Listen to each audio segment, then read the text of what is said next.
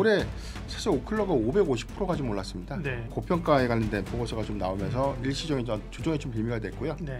그런데 요즘 방향성 관점에서 보면 이 데이터 센터가 좀 확대되다 보니까 네. 미국 안에서도 사실 잠재적인 어떤 전력 수급은 발등이 떨어진 불입니다. 인허가 절차에 대해서도 뭐 그 속도를 좀 빠르게 좀 내고 있다는 점들을 좀 차관해 봤을 때 다시 좀 부각되고 있는 게 마스가 프로젝트에 이어서 뭐 제2의 원전 협력을 마누가 프로젝트로 합니다. 그런데 미국도 원전에 관련된 정책을 좀 펼치다 보니까 내부적으로 이 전문 인력이 좀 부재합니다. 한국에 대한 인력 체계가 사실상 대안이 될 수밖에 없는 것이죠. 예민수의 경제토크 기업공시연구소 변영인 대표님과 원전주는 지금 어디로 가고 있는 것인지 이야기를 하겠습니다. 원전주들도 올해 뭐 잘 갔는데 최근에 이제 미국에서 뭐 오클러 같은 원전주가 막 순간적으로 급락하면서 그죠? 네. 굉장히 흔들렸었던 국면이 있는데 근데 국내 얘기하기 전에 이제 글로벌 원전주들 미국 기업들을 왜 이렇게 변동성이 큰 거예요 요즘? 네. 일단 단기적인 상승폭이 좀 가장 크지 않았나. 네. 올해 사실 오클러가 550%가 좀 올랐습니다. 네. 최근에 나왔던 보고서가 BOA에서 고평가에 관련된 보고서가 좀 나오면서 일시적인 조정이 좀 빌미가 됐고요. 네.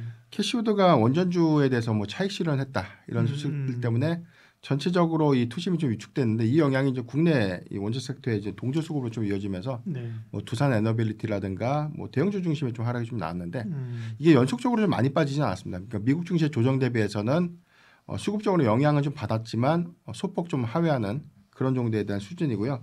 최근 2거래일간에 다시 좀 반등이 좀 나왔는데 그 폭이 그동안 좀 빠졌던 것에 좀 대비했을 때는 크지는 않다라고 좀 판단이 좀 되고 있는데 일단 고평가 보고서에 대한 세부적인 내용들을 보면 일단 SMR이 가장 시장이 과도한 기대치를 좀 반영했다가 결론입니다. 그래서 네. 여기 대해서는 뭐 상업화가 좀 현재는 뭐 지연되고 있는데 이 부분에 대한 뭐 원전 인프라에 대한 구축이라든가 인허가가 좀 지연되고 있는 그런 우려감들이 전체적으로 원전 산업에 대한 불확실성들을 좀 가져가고 있는데 주가는 상대적으로 좀 많이 반영됐다. 이게 좀 이 BOA 보고서의 좀 핵심이거든요. 이런 것들 좀 감안해 보면 네.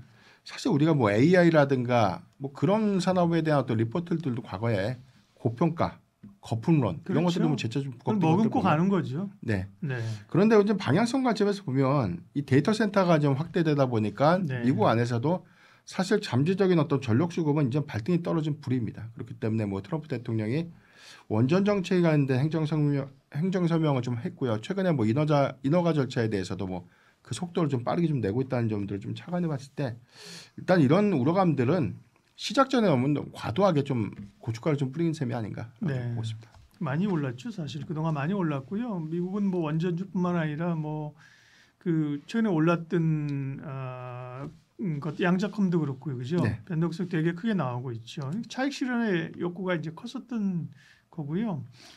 국내는 뭐 사실은 두산 에너빌리티 같은 경우는 그것 때문에 뭐 사실 조정받았다고 할 정도도 아닐 정도로 사실 그렇지 양호하게 네. 양호한 조정이었고 다시 상승을 가져가는데 국내 원전주만 보면 사실은 국내에서 원전을 막 미국처럼 뭐 몇 개를 짓겠다는 거는 사실 어렵고 정책적으로 그렇죠. 네. 지금 정부 기조에서 결국은 이제 수출 이런 건데 웨스팅하우스하고의 뭐 분쟁 이런 게 또 가끔 발목을 잡잖아요. 네. 네. 그런 요인들은 어때요? 예. 뭐 일단 이런 리스크 요인들은 현재 뭐 그 부분이 좀 대두된다고 해서 주가의 영향은 좀 지금은 좀 제한적인 것 같아요. 초기까지만 하더라도 뭐 웨스팅하우스에 대한 독수 조항, 예. 그러니까 수익성 논란이 사실 오른 만큼 단기적인 어떤 악재로 좀 작용을 했는데 네.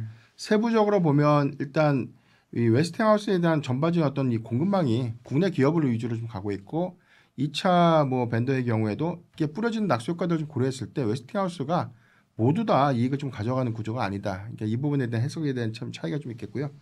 두 번째는 최근에 또 다시 좀 부각되고 있는 게 뭐 미국과 이 관세 협상을 좀 앞두고 있으면서 뭐 네네네. 마스가 프로젝트에 이어서 뭐 제2의 원전 협력을 마누가 프로젝트라고 합니다. 마스간의 조선협력이고 네네. 마누가 이제 누클리어라고 해서 네네.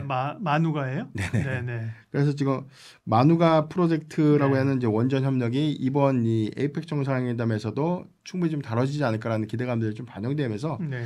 이번 주부터 원전주도 선별적으로 좀 수급이 그래도 좀 견조한 흐름들을 좀 보여주고 있는데 최근에 뭐 세부적인 어떤 데이터를 좀 봤어요. 왜냐하면 지금 조선에 대한 인프라가 미국 상에서는 뭐 사실상 뭐 상실한 것이기 때문에 한국 조선업이 미국이 가장 큰 협력 동반자가 좀 될 수 있다는 부분들은 우리가 좀 익히 알고 있는 부분들.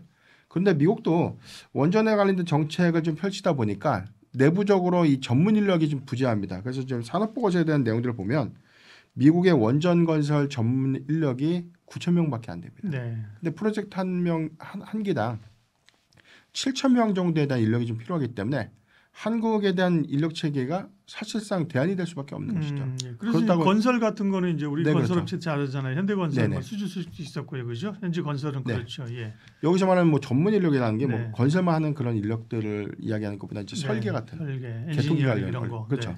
그런데 이제 중국도 인력의 풀이 좀 굉장히 좀 크지만 미국에서 보안 이슈 때문에 그렇죠. 중국 업체를 대지니까. 택할 수 있는 예. 가능성은 저는 거의 없다고 봅니다. 네. 러시아도 좀 마찬가지겠고요. 그다음에 뭐 그나마 뭐 프랑스라든가 뭐 유럽 업체가 좀 될 수는 있겠지만 한국과 미국의 뭐 웨스팅하우스의 어떤 독수 조항이 뭐 세부적인 계약의 내용들은 좀 확인할 수 없었지만 그래도 웨스팅하우스에 대한 어떤 이 조항들을 좀 감안했을 때 북미 네. 시장이 가장 큰 교두보로 좀 가져갈 수 있는 국가가 좀 바로 한국이 좀 되지 않을까라고 좀 판단해 보십니다. 네. 그럼 이제 원전주 관련해서 앞으로 중요하게 봐야 될 체크 포인트는 어떤 것들입니까? 예. 일단 뭐 데이터 센터에 대한 건립이 좀 빠른 확장세를 좀 가져가고 있는데 예. 지금은 일단 우리가 뭐 열 병합 발전소라고 하죠. 네. 데이터 센터에 대한 전력 수급을 하였는데 전기를 멀리서 끌고 오기에 좀 제한적이다 보니까 열 병합 저장소를 좀 만들어서 여기에 대형 가스터빈을 수주하는 뭐 최근에 뭐 투산 에너빌리티가 데이터 센터에 향이 대한 뭐 열 병합 발전소에 공급하는 수주가 이제 해당되는 예. 물량인데 지금은 뭐 수소가 아니라 LNG 가스를 좀 이 원료로 해서 전기를 좀 생성해서 좀 데이터 센터를 운영하는 부분들인데 앞으로 이 부분에 대해서는 이 부분에 대한 뭐 비용이라든가 전반적인 어떤 이 안전성들을 좀 고려했을 때 사실 가스가 이제 무한으로 좀 이용할 수 있는 어떤 이 연료의 어떤 선택지는 좀 아니라는 관점이죠. 그렇기 때문에 SMR이 좀 향후에는 좀 대체가 좀 될 수 있는 구간이다라고 볼 수 있겠고 이 구간까지 그마저도 이 대형 발전소에 관련된 건립이 어려운 그런 구간들은 대형 ESS 장치를 좀 통해서 전력을 좀 저장해서 좀 가동시키는 그런 방법으로 좀 현재 데이터 센터에 대한 어떤 인프라가 좀 구축되고 있는데 이게 뭐 한기가 아니라 뭐 앞으로도 계속 확대될 수 있는 부분들을 좀 감안해 보면 SMR에 대한 도입은 저는 이제부터는 좀 구체화되지 않을까. 그래서 네. 인허가 절차가 아마 빠르게는 뭐 이번 2분기에 좀 마무리가 된 적이 좀 있었고요. 이번 연내까지 해서 전체적으로 뭐 미국 SMR 뭐 설계사들에 대한 인허가 절차가 좀 완료가 되면 내년도 뭐 하반기부터는 프로젝트가 저는 뭐 가시성 있는 좀 착공 단계로 좀 접어들 수 있지 않을까라고 볼 수 있기 때문에 상업화까지는 한 3년에서 뭐 5년 정도 추정을 좀 하고 있지만 SMR의 네. 경우에는 시운전 가동까지 한 4년 정도 좀 잡고 있습니다. 이제 그런 것들을 좀 감안해 보면 이제부터 수주 성과는 시작이 좀 된 셈이다라고 좀 보는 게 명확할 것 같고요. 그동안 AI 생태계에 좀 집중됐던 부분들이 뭐 초대형 전력 인프라에 대한 구축인데 이게 미국의 뭐 제조업 리쇼어링 정책으로 인해서 미국 안에서도 추가적인 더 전력 설비에 대한 보강들이 좀 필요할 수 있는 부분들이기 때문에 저는 뭐 전력 인프라에 관련된 투자 부분들은 뭐 늘어날 수밖에 없다. 다만 이제 전력 인프라가 좀 늘어나면 원천적인 어떤 전력 수급이 좀 화두가 될 수 있는 것이기 때문에 원전이 사실상 뭐 대안이 될 수밖에 없지 않나라고 보고 있습니다. 네. 다만 이제 아쉬운 것은 아까 말씀드린 것처럼 우리나라가 AI 전력 데이터 센터를 위해서 전력을 에너지원을 원전에 의존하지는 않습니다. 그죠? 그렇기 때문에 결국 이 수출 모멘텀을 봐야 되는 건데 그러려면 뭐 미국이나 유럽이나 중동이나 했을 경우에 어떤 기업이 수혜를 받겠느냐.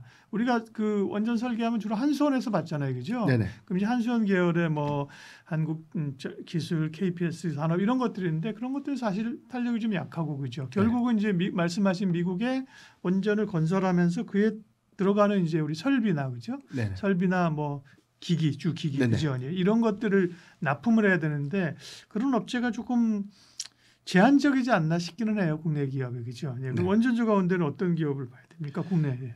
네, 일단 프로젝트에 대한 규모를 좀 봐야 될 것 같은데 네. 가장 빠르게 좀 일어나고 있는 부분이 텍사스에서 11기가와트시 규모의 이 마타도어 프로젝트가 지금 추진 중입니다. 네. 이 부분은 대형 원전 4기를 지금 착공하는 단계인데요. 예. 아직 이 인허가 절차가 끝났는데 착공에 대한 구체적인 부분들이 없어요. 그러니까 그렇기 때문에 마타도어 프로젝트에 관련된 국내 기업의 수주는 아마 4분기 말 내지는 내년 1분기에 수주 성과에 대한 기대 요인들이 좀 될 수 있기 때문에 네. 전체적으로 2040년 착공을 목표로 해서 한 10기 정도에 대한 대형 원전 수요를 단기적으로 우리가 좀 낙수 효과를 좀 기대해 볼 수 있겠다. 그렇다면 앞서 박사님께서 좀 말씀하셨던 것처럼 일단 뭐 한수원이 해당되는 프로젝트를 좀 다 가져가기는 좀 제한적이지 않을까. 미국의 뭐 웨스팅하우스도 있고요. 설계업체에 관련된 어떤 이력들을 좀 갖고 있는 기업들이 상당히 좀 주도권을 좀 가져가고 있는데 이런 관점에서 보면 저는 뭐 운영 관점에서는 뭐 그래도 한전이 좀 수혜가 될 수 있는 부분들이 있기 때문에 예. 주기기 내지는 뭐 보조기기 업종들의 낙수 효과를 좀 고려해봐야 될 것 같고 이런 관점에서 보면 뭐 EPC 업종에서는 뭐 전 현대건설, 네. 그다음에 주기기는 단연 뭐 두산 에너빌리티를 봐야 되는데 음. 두 가지 기업만 해서 두 가지가 다 수혜를 받는 것이 아닙니다. 네. 현대건설이 됐던 뭐 두산 에너빌리티가 됐던 수주를 받게 되면 이 밑에 파생되고 있는 밸류체인이 그렇죠. 같은 수주 동조 효과들을 좀 나눠 갖는 그런 셈이기 때문에 일단 대형 원전주들에 대한 수주 성과들은 밸류체인을 구성하고 있는 중소형 원전주들에 대한 실적에 대한 어떤 이 가시성 있는 성과 내지는 기대요인들이 좀 될 수 있다는 점도 잘 참고하면 좋을 것 같습니다. 그러니까요. 뭐 SMR이든 뭐 그 기기든 이런 게 뭐 가장 두드러진 게 이제 두산 에너빌리티고요, 그죠? 네. 네. 그다음 말씀하신 것처럼 건설에 관한 거는 뭐 현대건설이나 이런 EPC 업체라 그러셨는데 네네. 있을 수 있고 좀 아쉬운 건 두산 에너빌리티가 잘 되면서 조선주 잘 되면 기자재 가듯이 네네. 반도체 잘 되면 소부장이 가듯이 이런 것들이 좀 확 따라가지기를 바라는 건데 이전에는 원전주가 오르면 이제 그런 기업들이 좀 같이 갔었어요 예전에는 네, 그죠? 그렇죠. 네. 네. 근데 요즘은 이제 그런 고리가 조금 약해서 근데 원전주가 주목을 받으면 그런 기업들도 갈 수는 있다 그죠? 옛날에 보면 뭐 BHI는 오늘 좀 올랐네. 네네. 옛날에 뭐 보성 파워텍, 일진 파워, 네. 뭐 우진 뭐 이런 것들이 있었잖아요. 네, 그죠? 그렇죠. 네. 이런 기업도 안 오른 건 아니구나. 조금 최근에 보니까 대형주에 비해서는 오르긴 그래도 올랐네. 탄력도는 좀 떨어지지만 예. 그래도 좀 우리가 수익률을 보면 네. 꾸준하게 좀 저기 수급이 좀 반영되고 있었어요. 그러니까요. 예. 그래서 저는 이제 이런 건 너무 못 간 거 아닌가 했는데 또 오르긴 올랐네. 그죠? 네. 원전주 전체적으로 바람이 불면 수혜를 받을 수 있는 거죠. 네. 원전주와 관련된 얘기 여기서 마무리를 하겠습니다. 기업공시연구소 변영인 대표님 함께했습니다. 고맙습니다.